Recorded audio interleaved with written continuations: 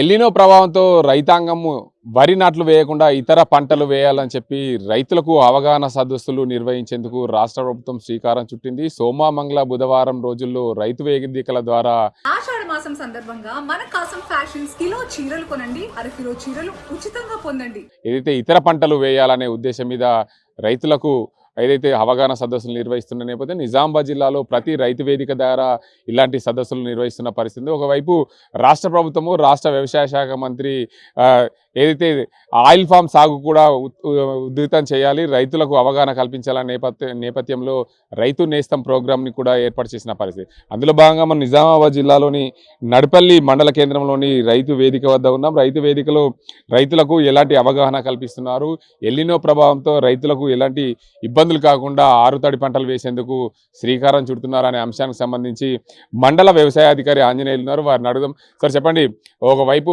రైతాంగం వరి నాట్లు వేయొద్దని చెప్పి ప్రభుత్వము మే మాసం నుండే సూచిస్తున్న పరిస్థితి ఉంది. అందులో భాగంగా ఇప్పటికే చాలా మంది రైతులు వరి నాట్లు కూడా వేసిన పరిస్థితి. మిగతా రైతులు వరి నాట్లు వేయకుండా ఎలాంటి అవగాహన చేస్తున్నారు? నమస్కారం. ప్రస్తుతానికి ఎల్నినో ప్రభావం ఉన్నందున, వర్షాభావ పరిస్థితులు ఉన్నందున ప్రస్తుతం మనకు భూగర్భ జలాల్లో నీరు లేవు. అలాగే చాలామంది రైతులు ఎలా అంటే వర్షాలు వస్తాయి చెప్పినా కూడా వర్షాలు వస్తాయని వాళ్ళ దగ్గర ఉన్న బావులలో బోర్లలో ఉన్న నీళ్ళతో కొంతమంది నాట్లు వేసుకున్నారు. ఇప్పుడు మన డిచ్పల్లి మండలంలో చూసినట్లయితే ఒక 60% నాట్లు వేసుకున్నారు. ఇంకా మిగిలిన రైతులు కూడా అలానే వేసుకొని నష్టపోవద్దన్న ఉద్దేశంతో మనకు రాష్ట్ర ప్రభుత్వం మన వ్యవసాయ శాఖ ద్వారా విత్తన మేళను సోమవారం, మంగళవారం, బుధవారం 3 రోజులు అంటే ఎవరైతే ఇప్పుడు నాట్లు వేసుకోకుండా జాగ్రత్త పడి వాళ్ళకి మనము ఆరుతడి పంటలు వేసుకునే విధంగా చర్యలు చేపట్టడం జరుగుతుంది. ముందస్తుగా రైతులకు కూడా మనము విలేజ్ల గ్రామాల వైజ్గా ఏఈల ద్వారా సమాచారం అందించి రైతులకు కావాల్సిన విత్తనాలు అంటే ఆరుతడి పంటలు ఏది మన మొక్కజొన్న కానీ, జొన్నలు కానీ, సజ్జలు కానీ, రాగులు కానీ, కొర్రలు కానీ, కందులు, అలాగే పెసర్లు, మినుములు ఈ విత్తనాలను మనము మన రైతు వేదిక నడిపెళ్ళి రైతు వేదికలు అందుబాటులో ఉంచి అవి రైతులకు సరఫరా చేయడం జరుగుతుంది. ఎవరైతే ఇప్పుడు వరి నారు వేసుకోకుండా ఆపేసి మిగిలిన పంటను ఆరుతడి పంటలు వేసుకొని తక్కువ నీటితో పండే పంటలు వేసుకోవాలని చెప్పి రైతులను ప్రోత్సహించడం జరుగుతుంది.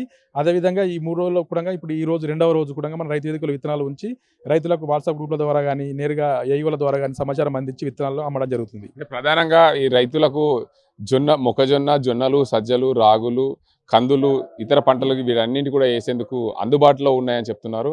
ప్రధానంగా రైతులకు ఈ భూమిలో, ఈ సారవంతమైన భూమిలో ఈ నేలలో, నల్ల నేలలు కానీ ఎర్ర నేలలు కానీ ఎలాంటి పంటలు పండే అవకాశం, వాటికి సంబంధించిన విత్తనాలు ఇక్కడ ఉన్నాయా?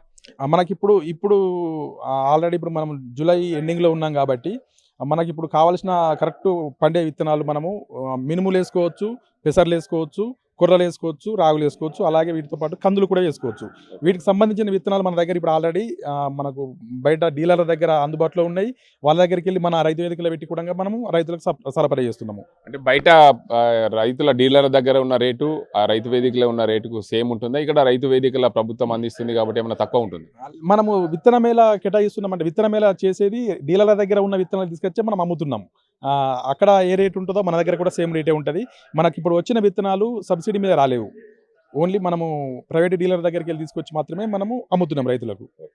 మొత్తంగా ఇటువైపు ఎల్నినో ప్రభావంతో రైతాంగం పూర్తిగా ఇబ్బందులు పడుతున్న నేపథ్యంలో ఇంకోవైపు పసుపు సాగు చేస్తున్న పరిస్థితి. హార్టికల్చర్ ద్వారా ఎలాంటి విత్తనాలు విత్తితే బాగుంటుంది అనే అంశానికి సంబంధించి హార్టికల్చర్ అధికారి రోహిత్ ఉన్నాడు, వారిని అడుగుదాం. సార్ చెప్పండి, ప్రధానంగా నిజామాబాద్ జిల్లానే అత్యధికంగా పసుపు పండించేది. ఒకప్పుడు రాను రాను పసుపు సాగు తగ్గింది, ఇతర పంటల వైపు మొగ్గు చూపుతున్న పరిస్థితి. ఏంది సార్ ఎల్నినో ప్రభావంతో రైతులకు ఎలాంటి సూచనలు చేస్తున్నారు?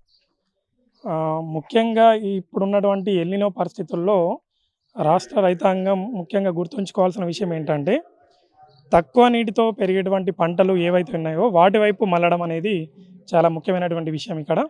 అయితే మన రాష్ట్రంలో ఇప్పుడు పత్తి మరియు వరి అనేది ఎక్కువగా సాగు చేస్తూ ఉంటారు. ఇక్కడ వరి విషయానికి వచ్చేసరికి చాలా ఎక్కువ నీళ్ళు అనేది అవసరం పడుతూ ఉంటుంది. సో ఇలాంటి పరిస్థితుల్లో ఇప్పుడున్నటువంటి గత 2 నెలలుగా మనం చూస్తూ ఉన్నాం, ఈ వానాకాలం అనేది వానాకాలం లాగా లేదు. ఇప్పుడు ఎక్కడ చూసినటువంటి వర్షాభావ పరిస్థితులు కనబడతా ఉన్నాయి. సో ఇలాంటి పరిస్థితుల్లో మరి ఉద్యాన పంటలు అనేది ప్రత్యామ్నాయ పంటగా మనం గమనించవచ్చు.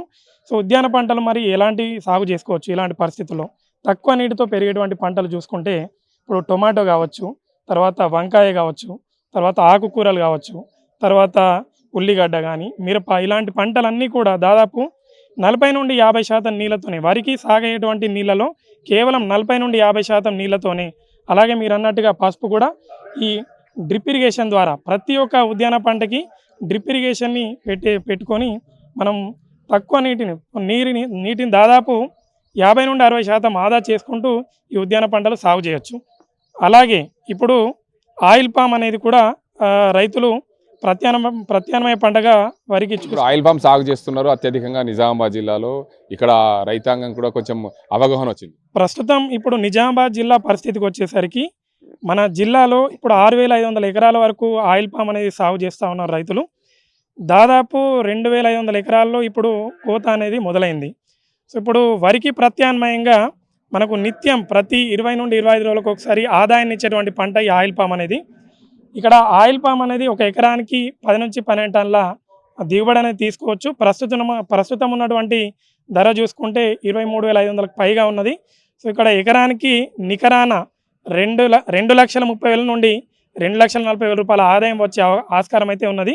ఇక్కడ వరికి చూసుకుంటే ఒక పంట మీద మిగులు 40 నుండి 50,000 చూసుకున్నా కూడా 2 పంటల మీద వానాకాలం అలాగే యాసంగి 2 పంటల మీద ఖర్చులు పోను 1,00,000 రూపాయలు తీసుకున్నా కూడా ఇక్కడ వరితో పోల్చినప్పుడు ఆయిల్ పామ్లో 2 రేట్ల అధిక దిగుబడి అనేది మనం గమనించవచ్చు. ప్రధానంగా చూసుకోవచ్చు తీగజాతి విత్తనాలు కూడా ఏమైనా సరఫరా చేయొచ్చా? తీగజాతి విత్తనాలు సరఫరా చేస్తే రైతులకు హార్టికల్చర్ ద్వారా ఏమైనా సబ్సిడీలు వస్తాయా?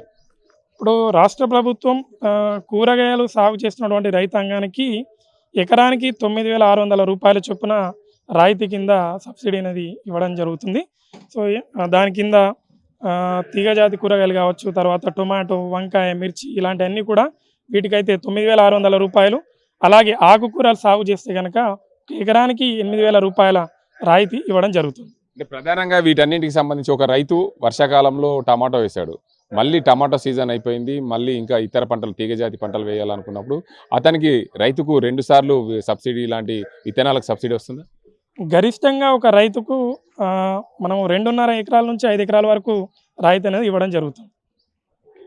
Thank you. మొత్తంగా చూసుకోవచ్చు రైతాంగానికి ఇబ్బందులు లేకుండా వర్షాభావ పరిస్థితుల నేపథ్యంలో ప్రభుత్వము ఆరుతడి పంటల వైపు వెళ్ళాలని చెప్తుంది. అందులో భాగంగానే నిజామాబాద్ జిల్లాలో అవగాహన కల్పిస్తున్నారు అధికారులు.